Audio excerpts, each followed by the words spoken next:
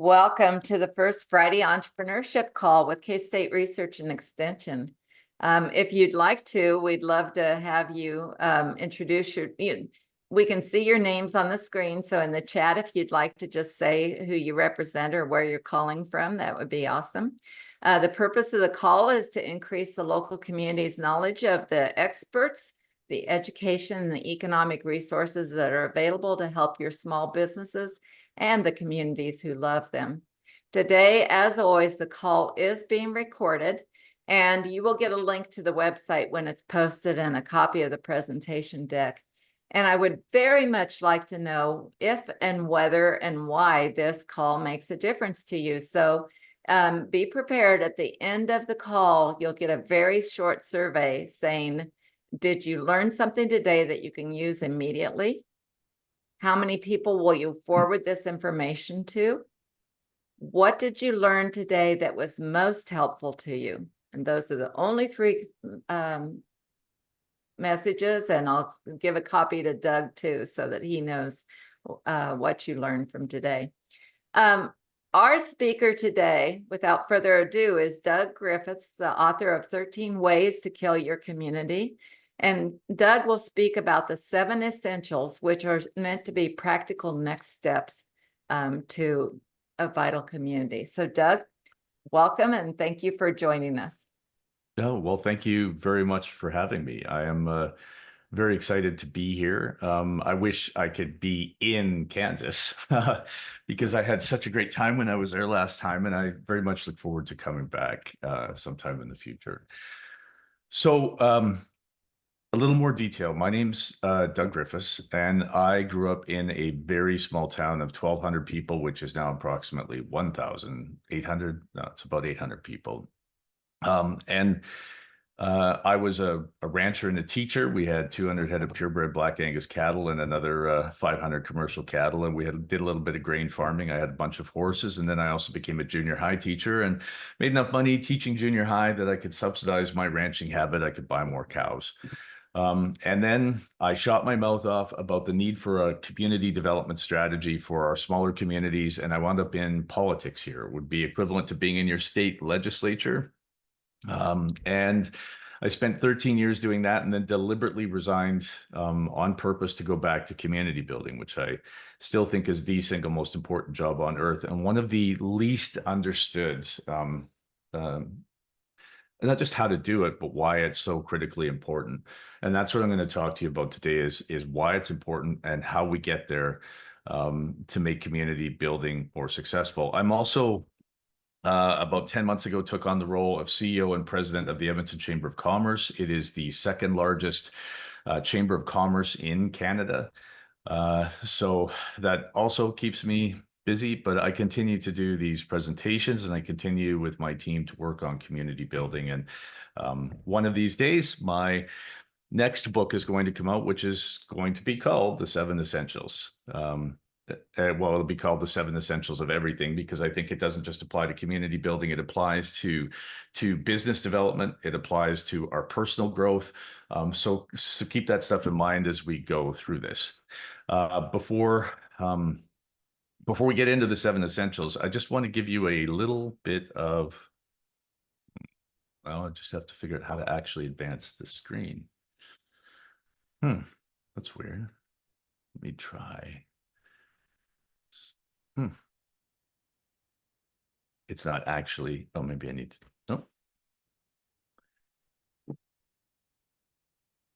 no. I'm not quite sure why it's not advancing. Oh, you know what? I need to click there. Nope, that's not it either. Huh, I've never had that happen before.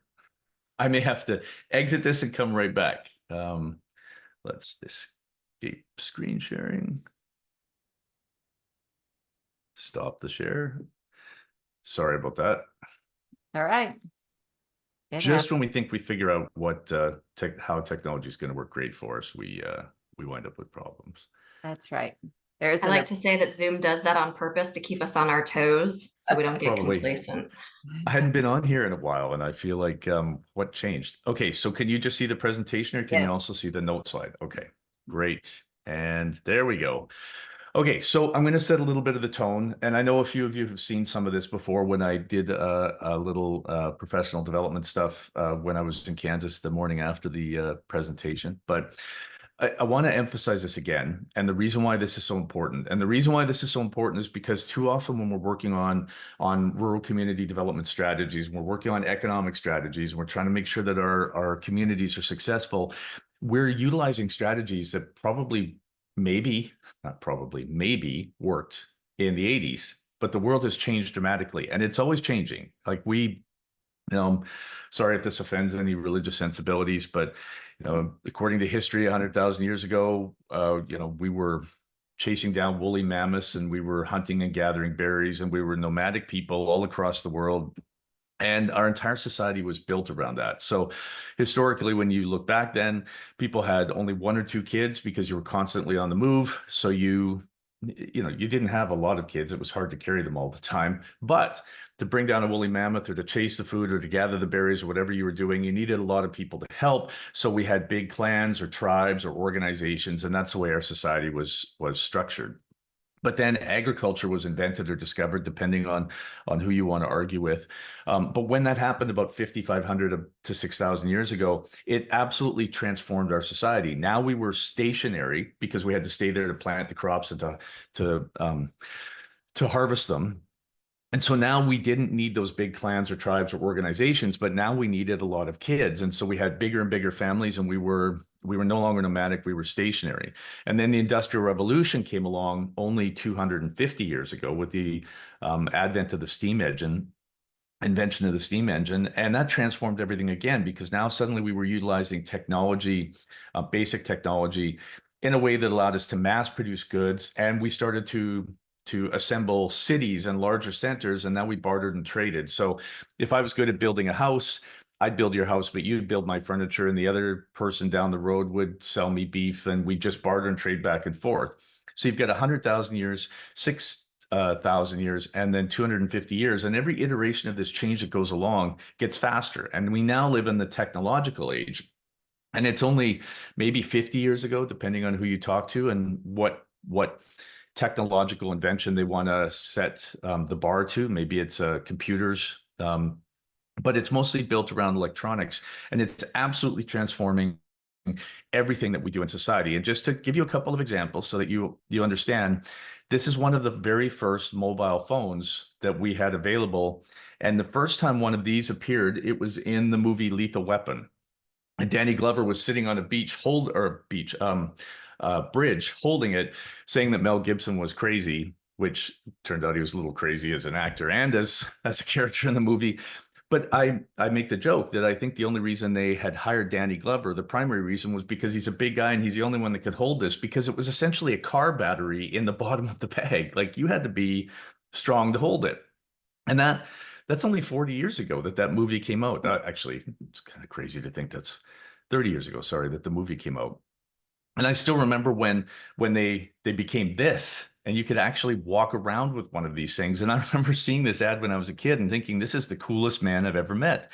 It doesn't quite give the same impression that he did then, but I mean, this was pretty cool. And when I was a brand new elected MLA politician in 2002, they gave me one of these. It's a StarTAC phone. It could store 10 phone numbers. That's it. It didn't even store names. You just had to remember which name went with which phone number. And I had to have a 3-watt booster in my truck to make sure it worked when I left the city, when I left the legislature. This is in 2002. It's not that long ago. And of course, then we went through the smartphones. Then we had phablets that were really big, and now they're back to these tiny flip phones that hold more technology now in the palm of your hand than all the technology that launched the space shuttle. It's incredible how much things have evolved, but every single one of you still remembers these, don't you? The rotary phone that you used to, turn the dial around and made sparks in the phone. That's what made it work. I took my oldest to get his haircut. It's now almost 5 years ago, and they had one of these sitting on the counter at the barber shop. And he looked at me and said, "Dad, what is that?" And I told him it's a telephone. I mean, we call them phones now, but back then it was a telephone. And he laughed. I showed him how it worked and stuff, and he looked at me and said, "That's not a telephone, Dad. That's not a phone." And I asked him why, and he said, because if it was a phone, where does it get the pictures? Because he's never known a phone not to get pictures on it, not to watch video, not to surf the internet. So, and then he held it up to the side of his head. I showed him how it worked with the receiver. And he went, oh, that's why that's the symbol for making a phone call.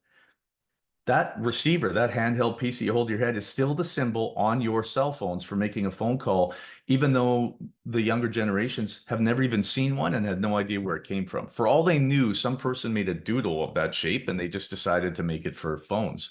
He'd never seen it.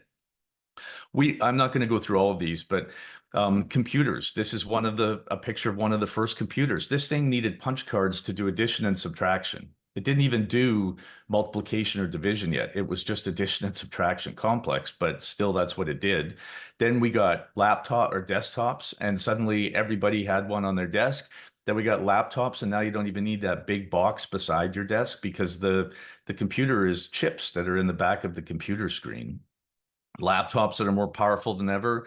This is even a prototype for a new device that it combines your watch, your phone, and a tablet. So it wraps around your wrist like a watch, and then it will unfold to the size of your cell phone, and then it will stretch out to the size of a tablet. And then it will slide back in and wrap around your wrist. I don't know if this will actually come to fruition because the design's a bit clunky, but this is the kind of stuff that's coming right around the corner. But every single one of you probably also remembers this. Well, not probably someone like Kaylee. She looks way too young to remember this, but this is a 3.5-inch floppy disk. They used to use these on movies, and somebody would hold one of these up and it had all the secrets of Russia on it, or it's crazy. And now we use these thumb drives, these tiny drives that have gigabytes of storage. I mean, the one that I use regularly that's in the drawer right beside me, you would need probably 3 typical high school gymnasiums, floor to ceiling, full of these 3.5-inch floppy disks to store the same amount of data that's now on this tiny thumb drive that we carry around in our pockets. This is what technology, this new iteration of technology over the last 50 years is doing. And for me, vehicles is an important one too. I asked my engineering cousin to describe to me what he thought the first vehicle would be, what the definition would be. And he said, well, I guess it's not powered by humans and it has wheels. So great, it's a horse and buggy. And he agreed that's probably one of the first vehicles ever. So I wonder what it was like at the turn of the last century when we went from horse and buggies to combustion engines. So you can find these on the internet. I found a picture of Fifth Avenue in New York City in the year 1900, and there were all horse and buggies and one combustion engine vehicle. And I wondered how the transition would have happened. And here's a picture 13 years later of the exact same street, and they were all combustion engines with one horse and buggy vehicle. But I found that interesting because when I did research, a bunch of newspaper conglomerates got together to ask the public what they thought about combustion engines. And they said they'll never catch on. It was almost universal. They're too noisy, they're too loud, they leak, they smell. I mean, I don't know what they thought the horses were doing, but they did not like combustion engines and did not think the combustion engines would catch on. And here you are, 13 years it took to move from one combustion engine to one horse and buggy on the same street.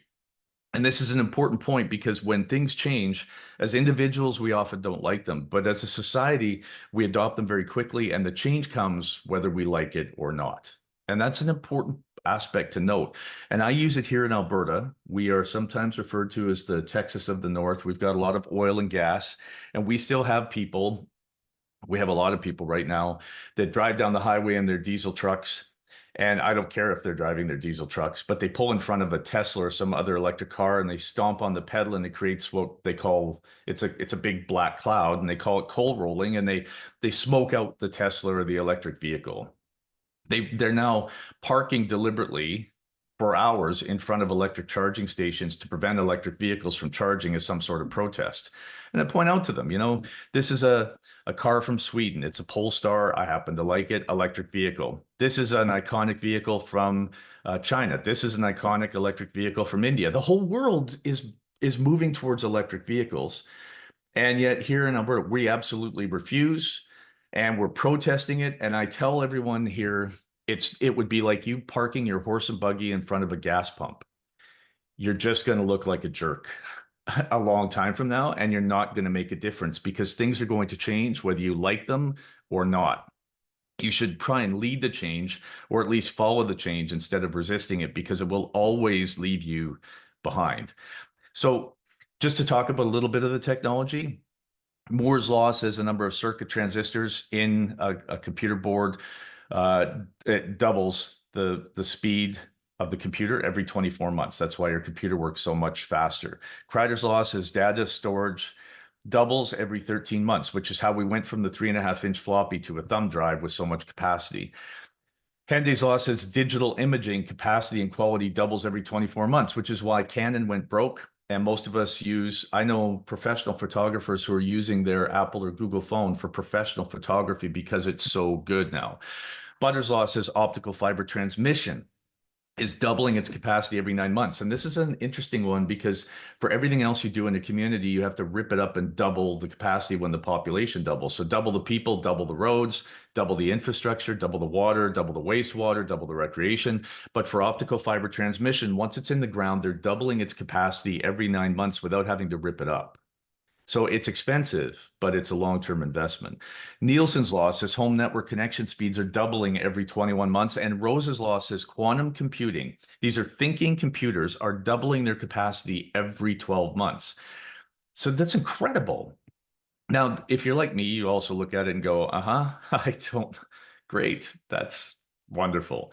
So I created an analogy just so we can understand it in some terms that all of us understand, and that's money. So here's my proposition. Shanna, I'm going to ask you to invest with me $1,000. That's it, just once. Now I'm going to take that $1,000 and I'm going to invest it and guarantee that it will double every 2 years, because some of that stuff was doubling every 2 years, 12 months, 9 months. But we're going to go with the outside and say it doubles every 2 years, every 24 months. Your $1,000 investment in 10 years will be worth $32,000. That's pretty good. Your $1,000 investment in 20 years will be worth over $1 million. And after 30 years, it will be worth almost $33 million.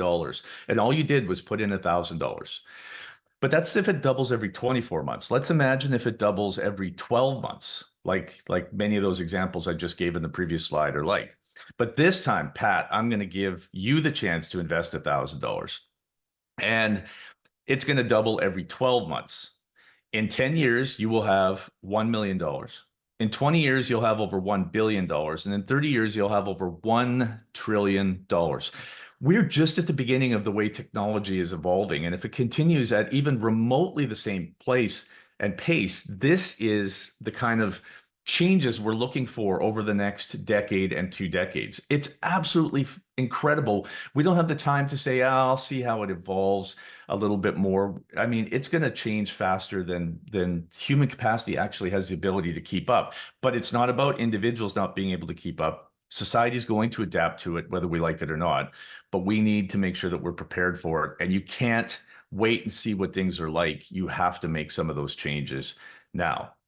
And now those changes aren't just technological changes, they're impacting communities. I mean, we saw during the pandemic that when the school shut down, kids could learn online. Now, not all of them did really well online, but you could learn online.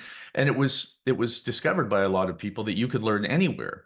My kids, for instance, are 16 and 18, and they did pretty well. But I'm also a junior high teacher, and I was stuck at home too, so I was there to help them. But they also discovered that they could go virtually to K-State University or some other post-secondary institution anywhere in the world virtually and get any degree in any program they wanted to. They can learn micro classes that they take over lunchtime to getting a PhD level. And it was incredible. And it was such a transformative event during the pandemic that for the first time in the history of the internet during the pandemic, something outgrew pornography in content online.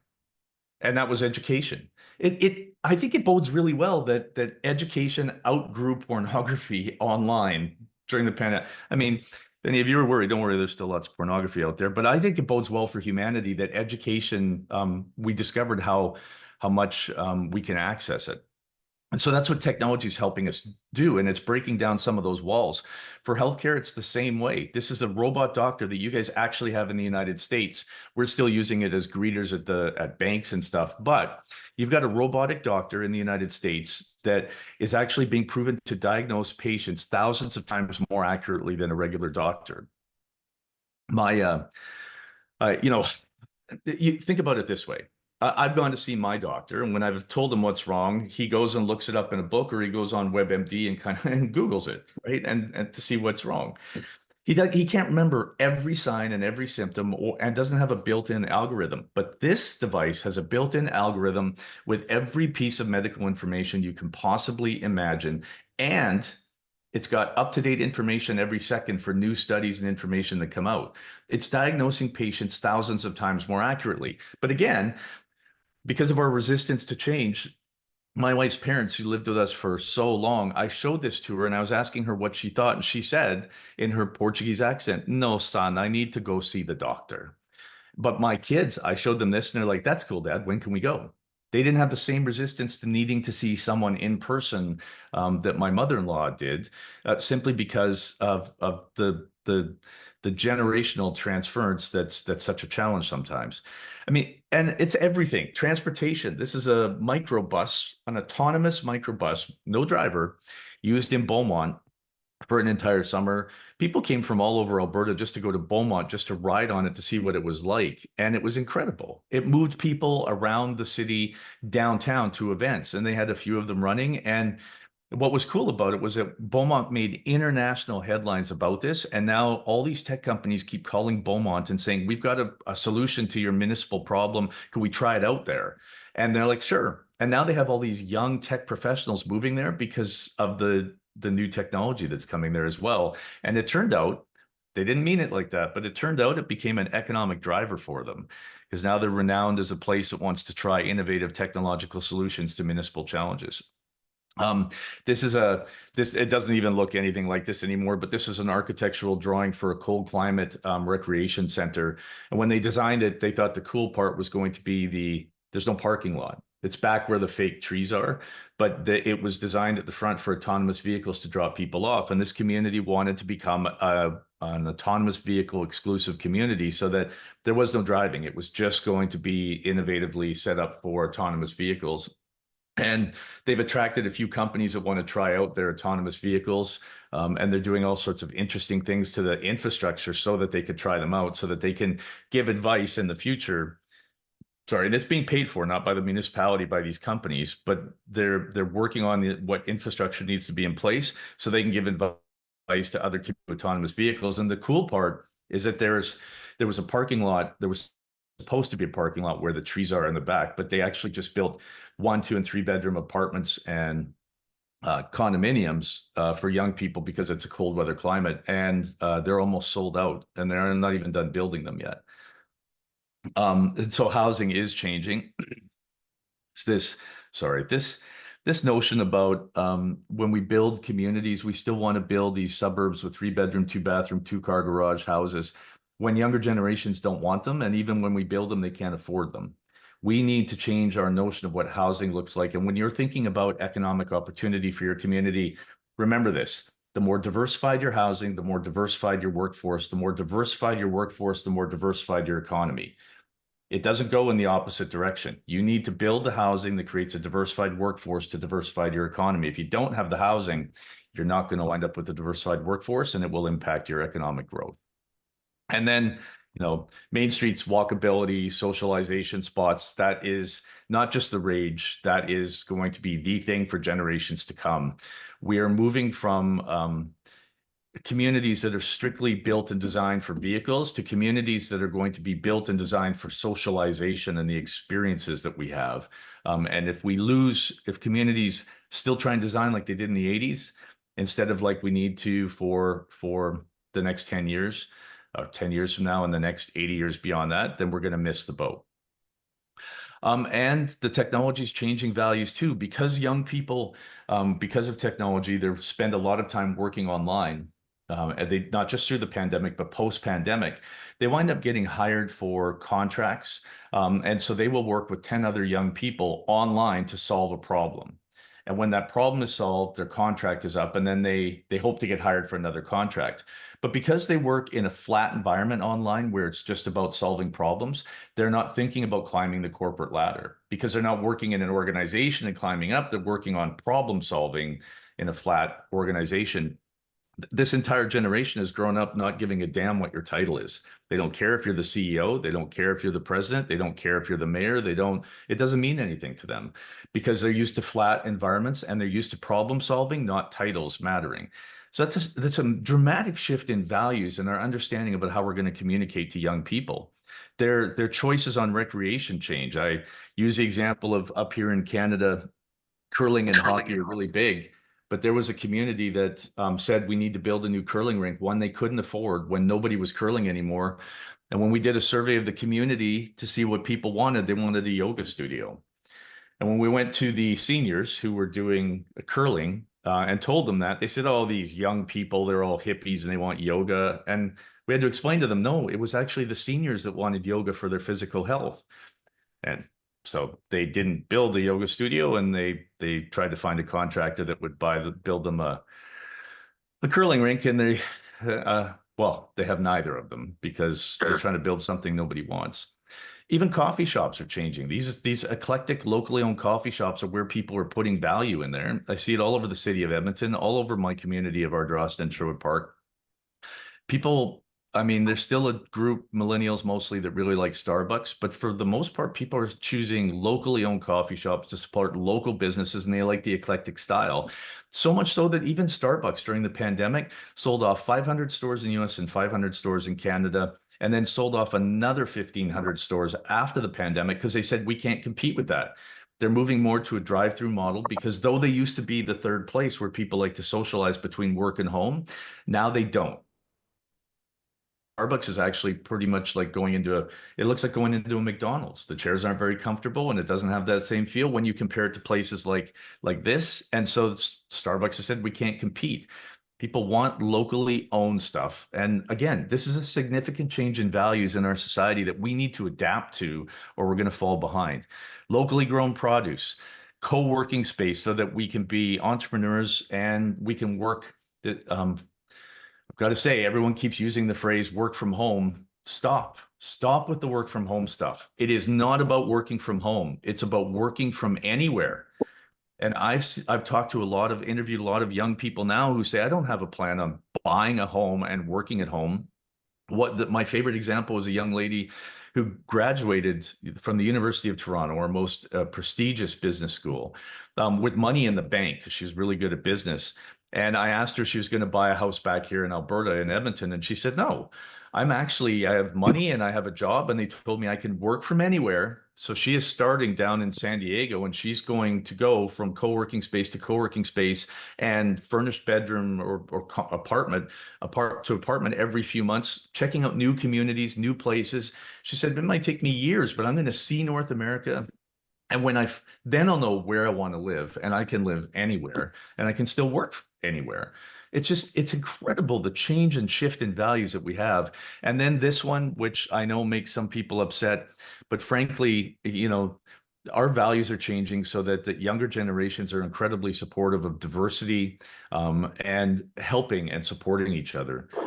I remember when I was in university here in Canada, in Alberta in particular, they took all the junior high awards away for track and field. So there was no first and second and third place ribbons. It was just participation ribbons. And I remember thinking, we're going to raise a whole generation of wimps that don't know how to compete. But it turns out that our old mindsets about hyper competition created generations of people that, well, if you feel like you're losing, you call people names, and you denigrate them, and you run them down, and you try and make them feel belittled so that you can raise yourself up. But we've actually got a whole younger generation that's grown up thinking, just because I win doesn't mean you have to lose. And just because you win doesn't mean I lose. We can actually both be successful. We can both be winners. We don't have to defeat everyone else in order to win. And so these people, these younger generations, are really hyper supporting each other, not thinking, I have to destroy you for me to be successful. And I think it's beautiful, and I love it. And I'm so glad that those changes are coming, because the only way we individually succeed is when others around us are successful. It's not a good world when one person hyper succeeds at everything and the rest fail. Eventually, that leads to everyone failing. And so these generational, just before you think that this is just this generation I'm talking about, every generation has had significant changes that have impacted them. World War One, mostly men went off to war. Women were asked, would you please leave the house and go work in the munitions and the factories so that we could continue to keep our economy going? And before that, women's work was women's work and men's work was men's work. And I still remember seeing the ads, not that I was there, but I mean, I've seen them on social media, these ads about, make sure the children are clean and that the house is all clean. When he comes home, you've got to make sure he's happy. And it was just, that's what women did. Except when they went out and worked in the factories, when men came back after World War II and took those jobs back, women realized, that's anybody's work. I can do that. And then they're out as secretaries, and then they're out as laborers, and now they're doctors and nurses and teachers and dentists, and they're in every single field that you can imagine. They're still statistically in the United States and Canada, they're at 83 and 81% of what men get paid. But I hope we fix that in this generation and they wind up getting paid the same as men. But when World War One and Two happened, there was no going back. You couldn't put women back in the house and just have women's work. The change was inevitable, and it's taken generations, but it was never going to stop. That generation was changed and society was changed because of something that happened to it, just like this younger generation has been changed. I mean, there was the dirty 30s. Stock market crashed in 1929. We had a drought up here for 10 years in Canada. I think you guys had it through the Midwest too. And it was horrible. There were no jobs. Everyone lost their life savings when the stock market crashed. This entire generation that was in this put pennies in tin cans and buried them in the yard. They put their money under the mattress. They were permanently changed forever, that you could not invest. You need to put it in the bank, get that 1% interest, put it in the ground to make sure that at least you didn't lose it. And this entire generation was shock traumatized into making no other changes except that savings. The generation that followed grew up in the 50s with the threat of nuclear war and annihilation. This was a generation that grew up trusting the world governments more than anybody else because they had to, because at the push of the button, they could blow everything up. I mean, I still remember, because I grew up in a really small town in the 70s. We still had nuclear drills where they put us under the desk. I don't know what that was going to do. I mean, if a nuclear bomb hit, we were all done. The only salvation we had was that there was no way Coronation was ever going to be bombed because no one cared. We were too small and it was insignificant. But this entire generation grew up feeling like they were completely out of control about whether or not they lived or died in the long term. And so they started to live life larger. And that was actually created some of the boom in the 50s in the economy. And it's also what led to the 60s, because these people said, I'm going to live for the moment. And that's how the 60s came about. And if you don't remember the 60s, you were probably there and had a lot of fun, but you get my drift. And then the generation, the 70s came along, and I'm a generation 70s kid. And I grew up watching the promise of landing on the moon go from the promise to the delivery in 8 years. That's all it took, was 8 years to say we're going to go to the moon. And you guys went to the moon. We like to relish because we're neighbors and cousins, but 8 years it took. And so our entire generation grew up thinking we can do anything we set our minds to, and technology will help us do that. And that's why technology took off so much, because we thought this is going to make my life easier. This is going to make me better. And this is going to help me achieve whatever I want. And I can achieve whatever I want. The next generation, the millennials that came along in the 90s, grew up absolutely in despair. They graduated from university and were told, go get a job. It's going to be great. And they were told there are no jobs forever. There's a gig economy. Frankly, your university education isn't up to par. We're going to have to train you every year and retrain you every year after that. And they kind of got a little bit depressed. And now this generation, which is my kids' generation, that grew up in the aughts, they're so confused about what to do and where to go. They're being told climate change is a hoax while they watch cities and forests and burn down around them, and excessive droughts happen where people are afraid that we're not going to have enough water. They're being told, it's a peaceful time and everything's good. Well, they see wars all over the Middle East like we haven't seen in generations. We've, all over the world, we've got more wars. Like everything that they're being told by previous generations is, don't worry about it, it's fine. Because we're saying that because we had a legacy that it's fine. They're watching it and saying, I think things are fine. And they are confused and they are angry and they're depressed. And all of these generations have had some significant impact, some significant event to transform them. So before you think that the last slide with the last generation and how their values are changing, we've all had this happen to us. Don't denigrate them. Understand them and be more patient with them.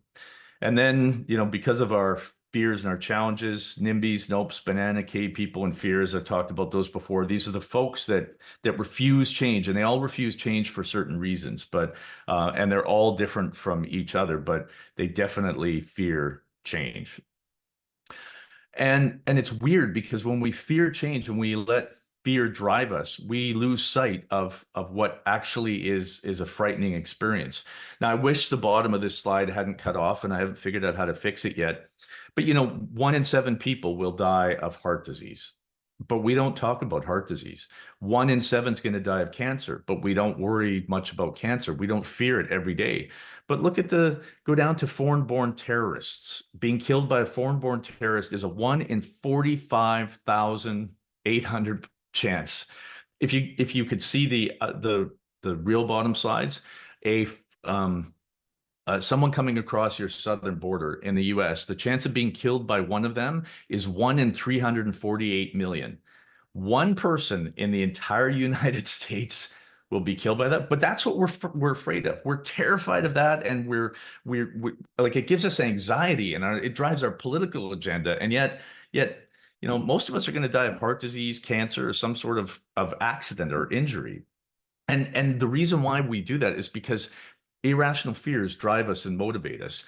And the challenge we have is that it's not just you guys, it's all over the world right now, but our politicians have learned that driving our fear drives the agenda and makes them popular. And they're leveraging that fear to make our decisions for us. And I'm telling you all this because this is part of helping us adapt to that change.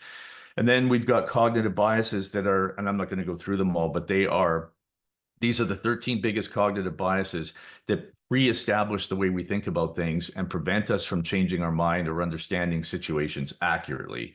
And without being able to understand them, it impairs our ability to move and motivate people to help adapt to the change and get us to where we need to go. And most of our fear is also around our neighbors. Our neighbors down the street, our neighbors across town, our neighbors across state, our neighbors across the country, and our neighbors across our international borders. We have this weird fear that holds us back. Now, I'm not going to go through all these because I know time is of the essence, and I want to get to the 7 essentials. But I think that's a really important understanding about where I'm coming with the 7 essentials. I'm sorry, I know I talk too much. So here, because we're afraid of our neighbors and we're afraid to work with neighboring municipalities because we try and hold on to our identity. Actually, I'm going to skip back to the last slide just to show you. There are 3 things that drive human thinking: power on the top left, our autonomy, and our identity. Now, one of the favorite words we all have is our name, because it's our identity. Now, mine is, of course, if someone says I'm in Mexico on a beach and someone says, "Hey, Doug," I'm like, "Oh, somebody knows me. That's great." Unless I'm doing something wrong, which I never do. Or my wife says, "Douglas Gordon Griffiths." Then that's not. I like Douglas Gordon. So our identity is incredibly important to us. In our top 10 words that are part of our identity, our community is part of our identity. And so if someone says, "Doug from Ardrossan," I'm like, "Oh, you definitely know who I am. This is exciting." Like, we have a sudden bond. So it's the name of our community is important. Our autonomy is our ability to control ourselves, and our power is our ability to control others and our situation around us. Now, when we lose a sense of autonomy and power and identity, we sort of, these conspiracy theories show up. And I've worked in municipalities before where they were just working on a regional economic development strategy so that they could pool their resources. And I was in the coffee shop, the most evil place on earth, where no truth is spread, and very very little honesty happens because people are afraid. And they actually said in the coffee shop, you know what? I heard that they're going to come to the library and they're going to take out our history books. I heard that they're going to take down the town sign. Like, no, they're not. No one's doing that. It's just a regional economic development strategy. But the fear was there that we're going to lose our identity. And then these conspiracy theories started. And so the whole deal fell apart. And then they refused to work with their neighbors.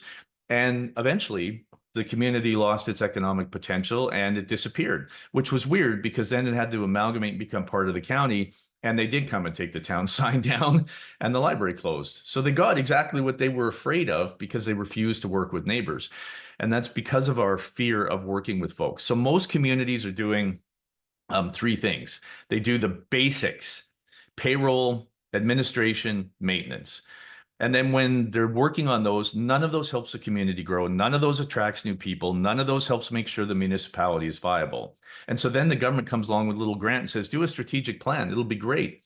And so they pay a consultant to do a strategic plan, and all those strategic plans look exactly the same, and they don't work. And then the town finally puts up a sign that says lots for sale.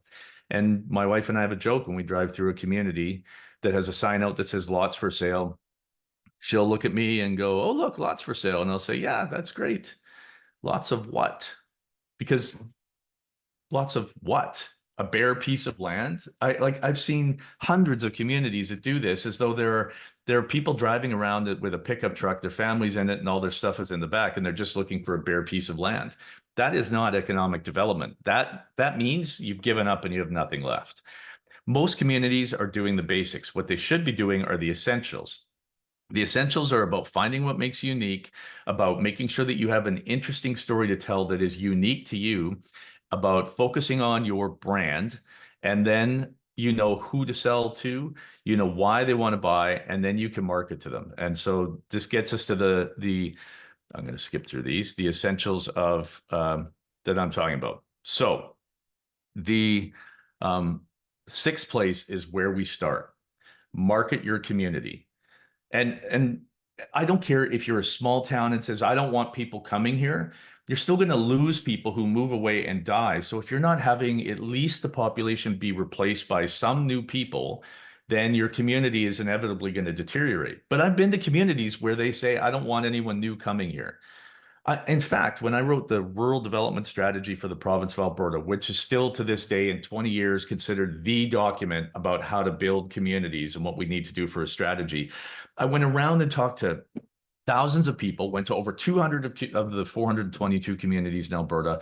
One of the first people I talked to was a lady who said, Doug, you've got to keep our towns going. You've got to make sure our small towns don't die. Please help us. And I was like, yes, that's what I'm writing this for. It's exciting. The report came out, and I talked about things like, you know, instead of building a $2 billion hospital in the city of Edmonton, we've got a bunch of rural hospitals that are underutilized. Let's have surgeons come out and do surgery there. As people leave the city of Edmonton and they drive out for an hour and a half to go get their surgery, they'll realize they can eat in a restaurant and that the houses are nice and it's more affordable. And maybe we'll do some economic development based on that if we can get people to leave the city. It's the same stat with you guys. About half the people in any city have never been outside city limits. They've flown from a city to a city, but they've never actually seen what's in rural Kansas. And so if we get them out there, they'd realize, hey, this is a great quality of life. So that was one of the recommendations. She called as soon as the report came out and chewed me out and said, you can't do that. I don't want people from the city coming here. There'll be new people moving here. Our grocery store will be full. There'll be new kids in the school. The schools could get crowded. The housing prices will go up. I'm like, what? You want me to save your hospital and your school, but you want me to do it without new people coming here? Your town is dying because you have no people. I can't save it if you don't, build a wall and keep people out. It's impossible. So you need some marketing to reach the right people, to at least hold on to what you have. It doesn't even mean you have to grow, but you have to market if you're going to save your community. So that's where we start. You need to market. Then we go back to the beginning. You have to engage the public. There's only 4 choices. You can do things with people, to people, for people, or in spite of people. And if you do them with people, they own it and it's powerful, and then they're part of the solution. If you do things to people, they'll resent you. If you do things for people, they'll depend on you to do it forever. And if you do things in spite of people, they will hate you for it. You need to do things with people. So that engagement, when I talk about engagement, every other consultant I talk to says, yeah, let's do a survey. Surveys are absolutely worthless. You will find out what the smallest group of angry people are unhappy about. You do a survey, you will only get 3 results in a municipality. Fix the potholes, taxes are too high, government's corrupt. That's it. That's the only feedback you ever get, because angry people say that. When you're talking about a long-term strategy for economic to make your community grow, you're talking to people who spend 98% of their time getting the kids to school, getting to work on time, making sure that the lawn is mowed, that the house is maintained. Like they're not thinking about the next 20 years and what your community needs.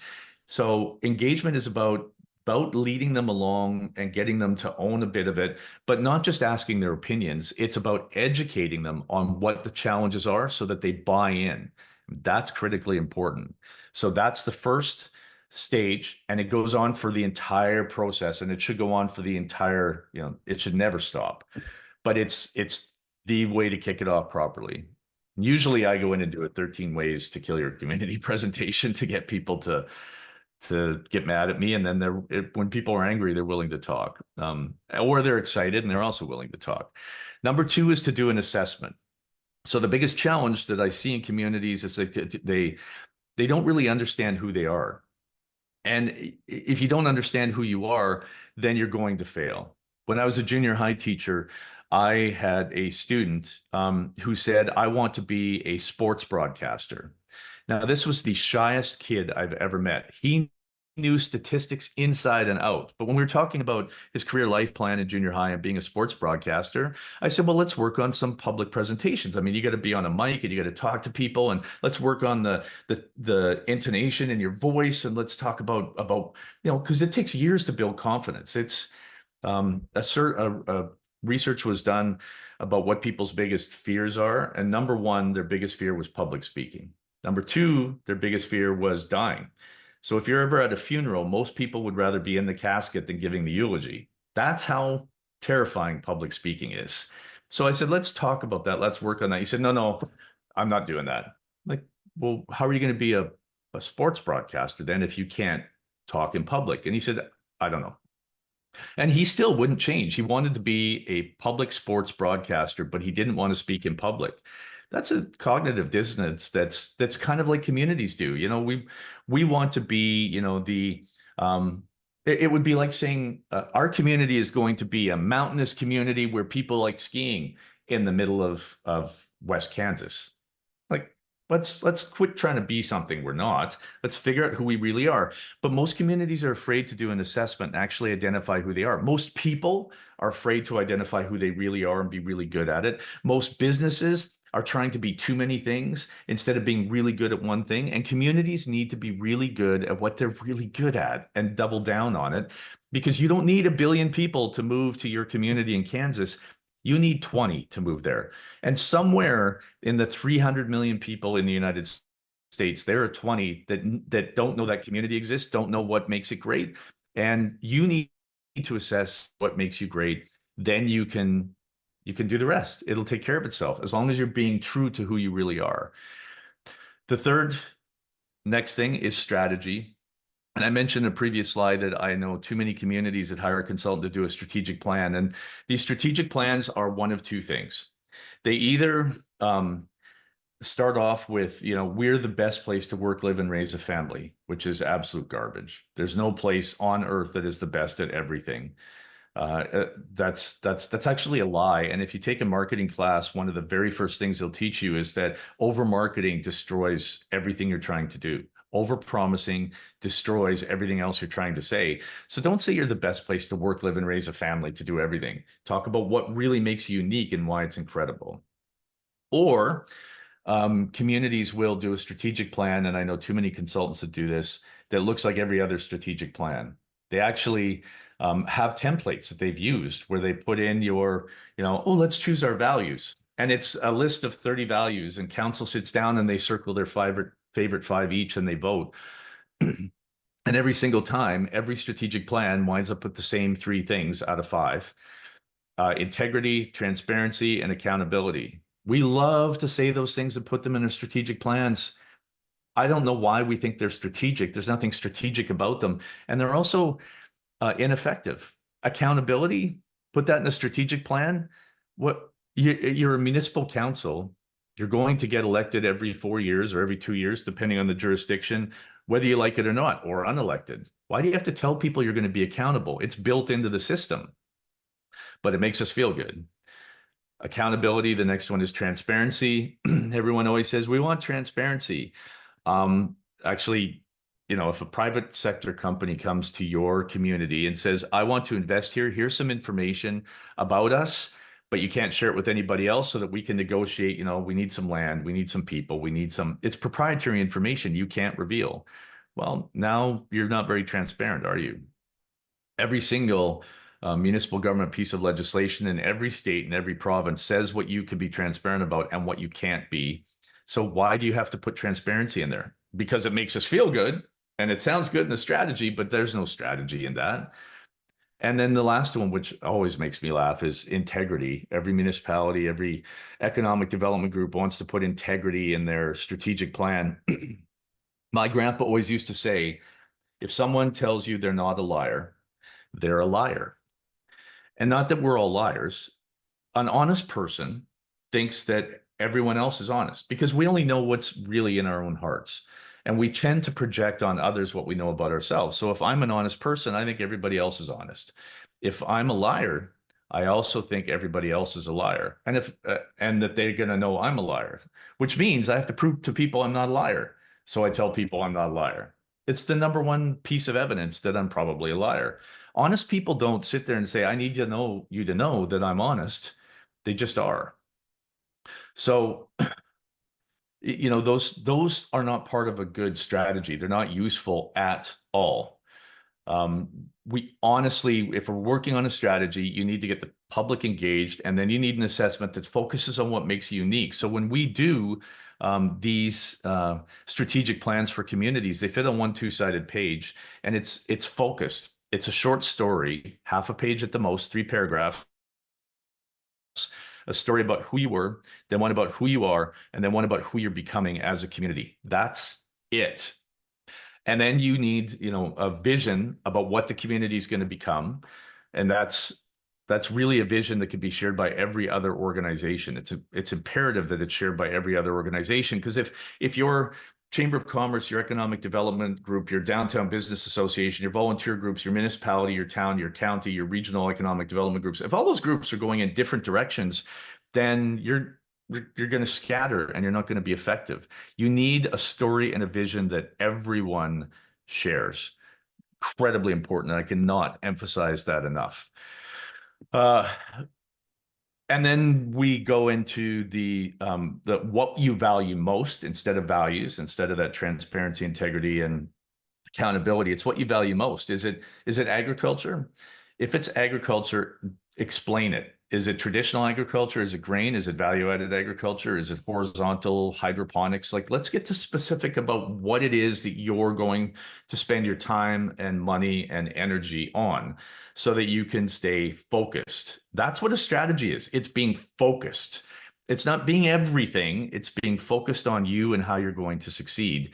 And too often, though, everyone wants a list, and it's not doable. We don't have enough resources to do everything. So we focus on what you value most, and then you have milestones.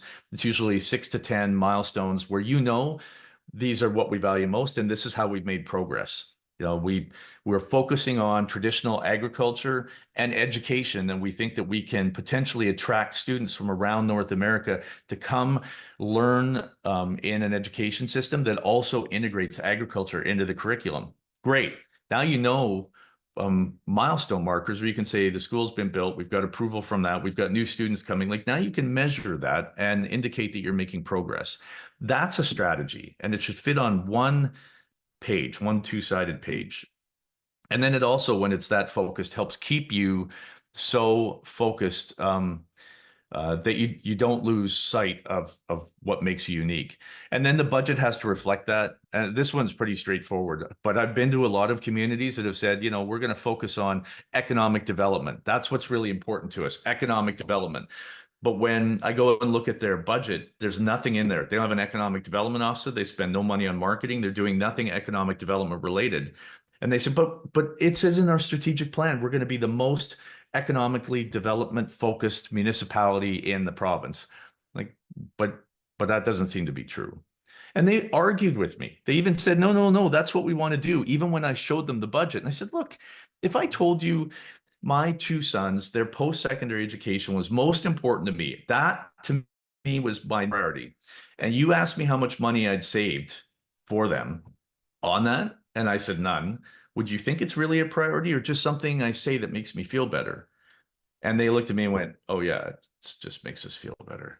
So your budget needs to reflect your strategy and your priorities on what makes you unique. And then you need the brand and the culture. And please, whatever you do, do not create a brand that you think is cool and kitschy for the sake of having a new brand. The brand logo needs to be interesting and simple and iconic. It doesn't have to tell a story. It just needs to become emblematic of what your culture in your community is. That's what your brand is. If your brand is this icon that's on your website page, then that's just a symbol. What does the symbol mean? That's your culture, and that's what's important. So are you the friendliest community in Kansas? Are you focused on agricultural education investments? Are you focused on tourism development? Are you like, pick what your culture is going to be, and then that emblem that you create, that just becomes emblematic of your culture. That's your brand. But every time we turn around, the community wants to do a new brand and have a new logo, and like they think it's going to change things. I've never met a single person who goes online and looks at that logo and goes, oh, that's a place I want to move to. That's emblematic of the story you're telling and who you are as a community. But we forget that because that is hard work. Creating this new logo, that's simple. And consultants charge a lot of money and it makes us all feel better. But your brand is actually your culture, not that little logo. So please make sure that you're focused. And this is why this all connects together. Engagement's getting people to buy in to what makes you unique with a focused strategy on building what makes you unique, money that goes into that, and then the brand, that culture, that's who you're becoming, and you've got to live and breathe that story. Then you can get to marketing, because once you know your community's owned it and you know what stands out and makes you unique, it's really easy after that to have a marketing strategy that brings people together, that says, look, this is our unique value proposition.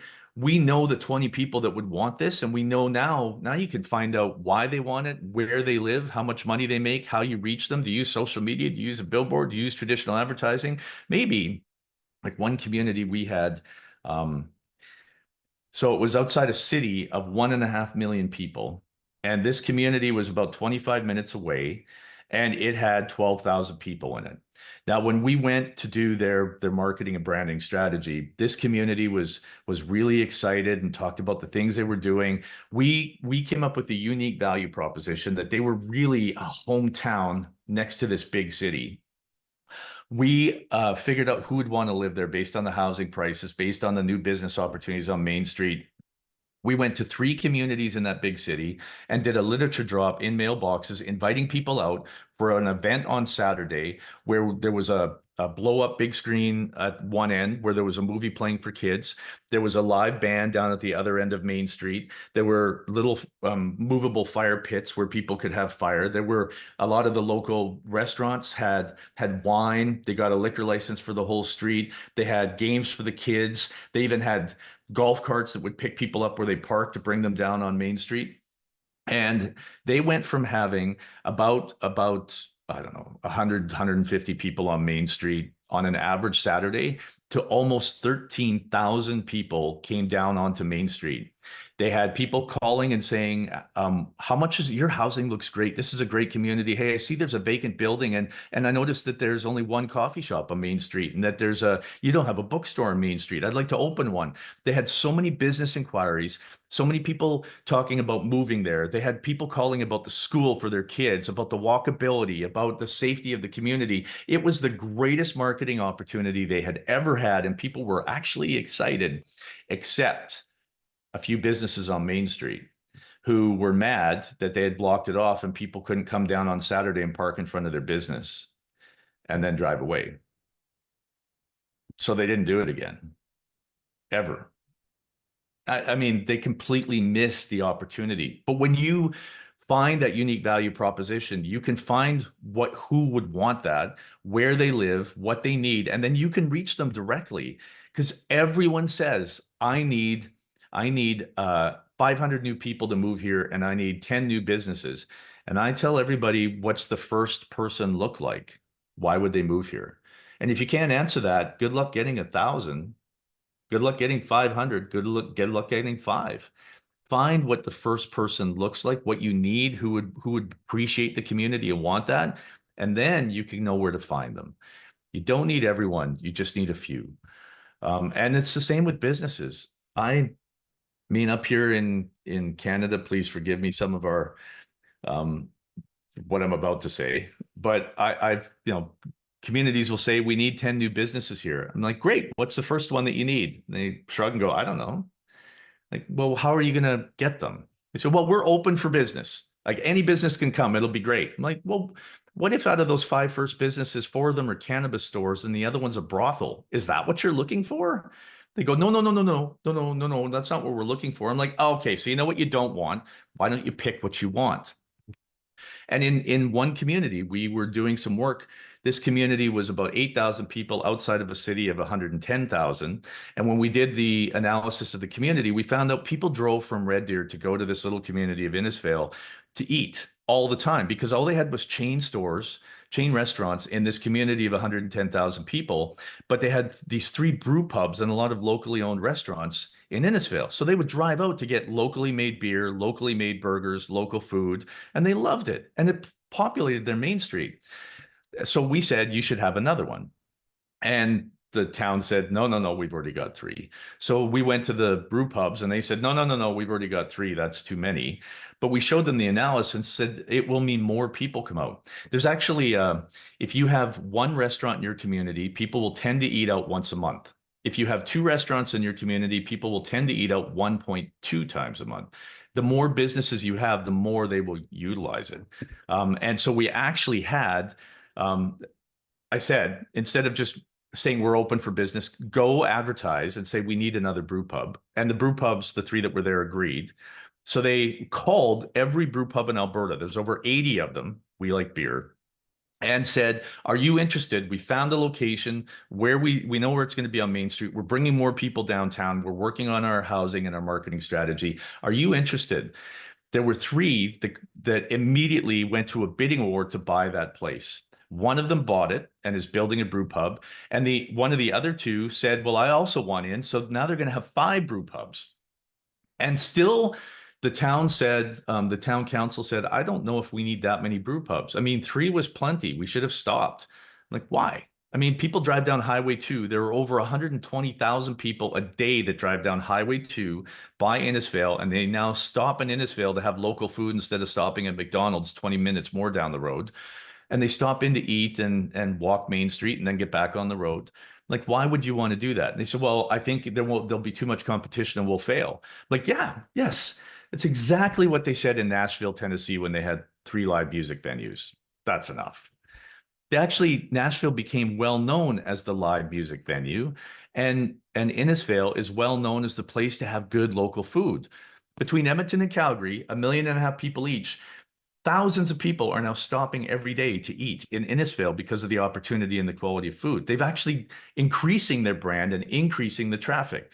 But we become so afraid to be really good at something that we stop.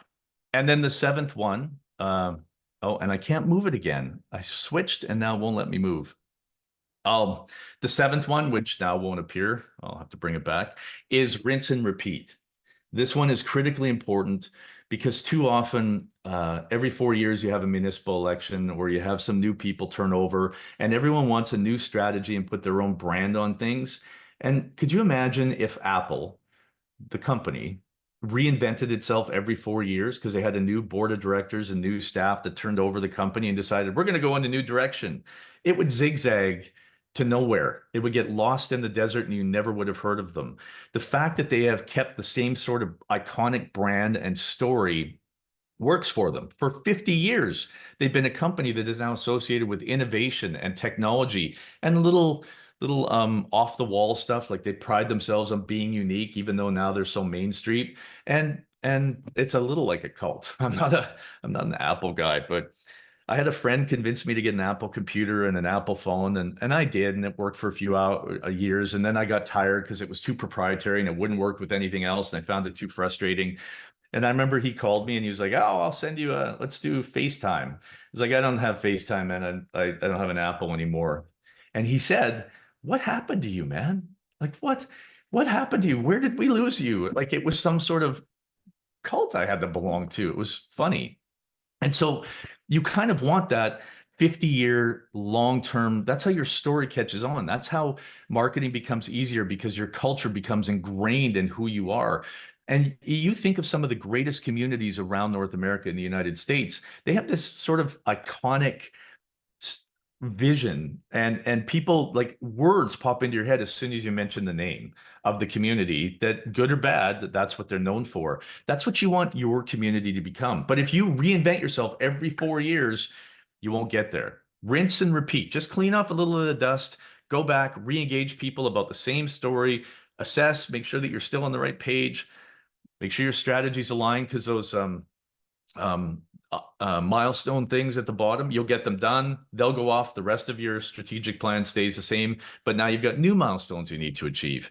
You make sure the budget reflects that. You make sure that your culture is still pushing that agenda forward, and you continue marketing to those groups that make you unique. That's how did I do this before? Stop share. Sorry, and then I'll share again. Very sorry about that. I don't know why it locks up like that. Share. No, it's still there. We go. Whoop, rinse and repeat. See, it was there. I didn't just make it up. And I'm going to tell you one more thing. I know time. Oh, I've gone way over time. I'm so sorry, Nancy. Last thing, problem challenges. More than our money's worth, Doug. Don't worry about it. Problem, challenges, opportunity, solutions. When I was in provincial politics for 13 years, I realized we'd have a problem. We would tell people the solution after we worked on it for a year and a half, and people would be mad at us. And I could never figure out why they were mad. And then I realized it's because we gave them the solution. And a solution is always about changing something, and people don't like change. So when we told them, they didn't hear there's a solution to a problem. They heard, we're changing things. They'd be like, why? And they'd be mad. So you got to go back. And I realized first you have to talk about the problem. You have to engage them about the problem. You have to ask them questions so that they identify the problem. And if you don't agree on what the problem is, you will not make any further progress. And it's the most important, and it takes a long time to do it right. I was working in a municipality and 7 councillors thought they all agreed on the problem. We need economic development. And one of them was like, look, we're tired of talking to you. Can't you just go write the strategy? We know it's economic development. Fix it. I was like, you don't understand the problem. Look, I'll show you. So I said, tell me what you think you need to do for economic development. One of them said, we need investment in Main Street to attract businesses and people back downtown. Another one said, we need a marketing strategy. The next one said, we need more housing to attract a workforce. The next one said, we need regional collaboration so we work better together and pool our resources. They went around and every single one of them had a remarkably different idea about what needed to be done because they didn't really understand what the problem was. They hadn't got to the root that it's not, we need economic development. In this case, it was our Main Street is dead and ugly, and so no one goes down there, and so our businesses have left. Their solution was they needed to beautify Main Street and make it a place, bring activities back down and make it a place where people wanted to be again. And once they got that, their investment and they recognized the problem, that's where they spent the money. And it worked. it worked. But if it was just a marketing strategy, it would have failed because they didn't understand the problem. If it was just dealing with housing, it would have failed because they didn't understand the problem. And so it's actually the hardest thing to do, but the most important. But once you identify and agree on what the problem is, and you can't just tell them it's the problem. Remember, you have to do this with them. So they need to understand the problem and articulate it themselves. Then you have to say, okay, we have an agreement on what the problem is. What are the challenges created in your life? Not ours. Our tendency is to say, we have a problem. This is my challenge. No one gives a damn what your challenge is. They want to know what their challenge is to them. So you have to ask them, this problem, what does it mean to you? What kind of problems, challenges does it create for you? And they'll articulate them and listen. Then you need to say, if the problem went away, what kind of opportunities would it create for you? And they will start to talk about those.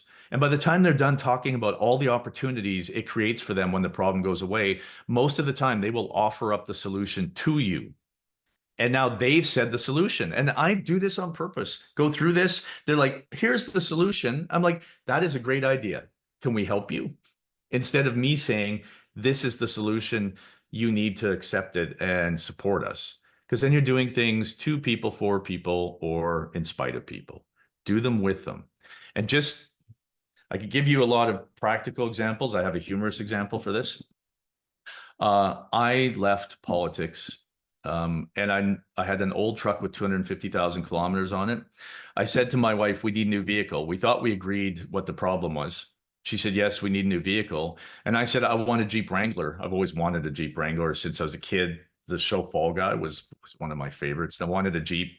And she said, nope, no, you'll want a truck. You've had a truck your whole life. You're a farmer. You wanted a truck. You were rural MLA. You needed a truck. You'll miss not having a truck. You need to buy a truck. I was like, I don't want a truck. She's like, you're going to regret it. So I left it for a bit. And then I started if we'd agreed on the problem, it would have been that, well, that's a whole nother story between my wife and I, but we agreed we needed a new vehicle. So then I started to say, okay, if we got a truck, what kind of challenges would it create? And she was very articulate for weeks. Oh yeah, I can't park it in the garage. It has to sit out in the snow all winter long. I have to go out when it's cold and start it. And it's too big. When I take the kids to the dentist, I can't find a place to park on Main Street. And I look like this tiny person in this big truck. And challenges. I was like, well, what if we got something else that gave you everything you needed? She's like, yeah, well, if we got something that still had four-wheel drive and was really safe and kind of rugged that I trusted on the road, then I could also park it in the garage and the kids could climb into it easier and I could park it easier. And it would be, she went on and on and on about all the opportunities if we got a different kind of vehicle.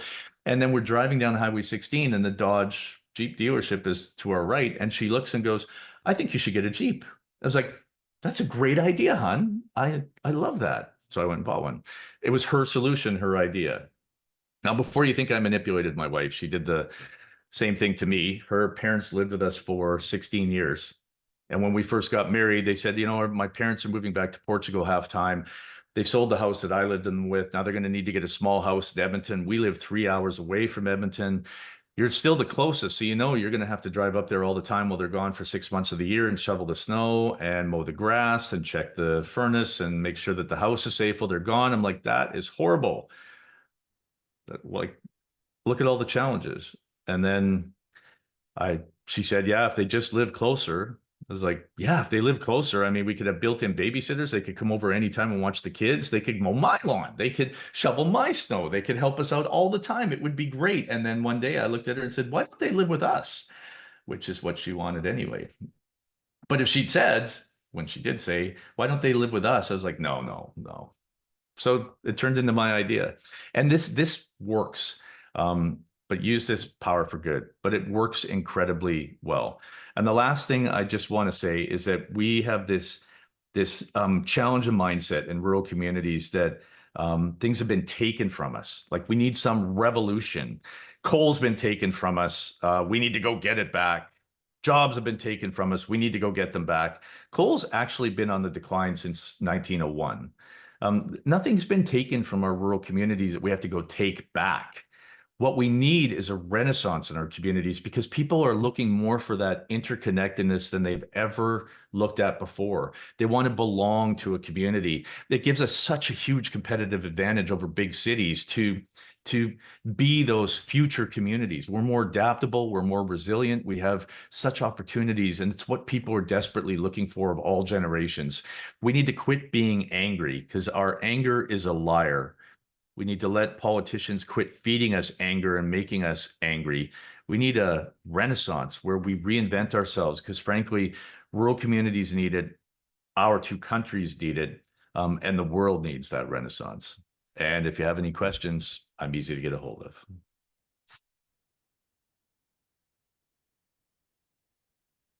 And that's that. I will There we stop go. the share. I couldn't talk about freezing up. I couldn't get my mute button to get loose. And Doug, that was tremendous. So exciting and inspiring. And you're right, a renaissance would be a wonderful thing. I know you're all on borrowed time, so I'm going to make these announcements really quickly. But while I'm speaking, we have 3 books to give to the first 3 people to put their complete mailing address into the chat, and we will mail them to you. So if you're the first 3 people, why, you will get a book.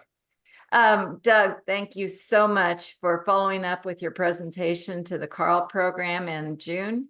And we are so pleased with this. And for all of you who have asked, the recording will be published later, probably today, but for sure by next week.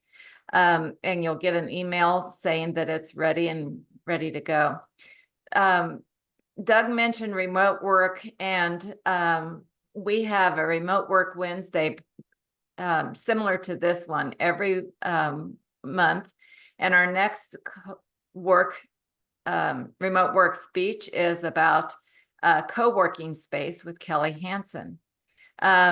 K-State Research and Extension has grant workshops, and 3 of our 4 next workshops are published on the website. And we're going to put that in the chat in a little bit. Ron will put that in the chat for me. Both our remote work site and our grant workshops. And those grant workshops are the same thing that you can earn a micro-credential with. If you have an event that you would like to promote, please send it to me and I'll put it into the First Friday meeting notice, which thanks to Doug now goes out to more than 1,600 Kansans. Next month's call will be on global exporting, discovering new markets with the Kansas with the Kansas Global Marketing Director for the Kansas Commerce. And I always choose my quotes before the call, but when you were talking, I couldn't help but think how appropriate this quote was. So our thought for the day as we leave today is, live what you talk, make your actions match your words. You must live what you preach and do it right and do it often, day by day. That's by Marion Marion Kaufman, the founder of Marion Labs and the owner of the Royals at one point. Thanks, everybody. And Doug, thank you so much. I hope you have a great day in Edmonton, Canada. Thank you. Take care, everyone. And Nancy, if you need more books, please let me know. I'm happy to spread them around. Oh, very good. That's what an offer. Okay, they'll be pouring in now. Thanks. Okay. All right. Take care. Bye, everybody. Bye.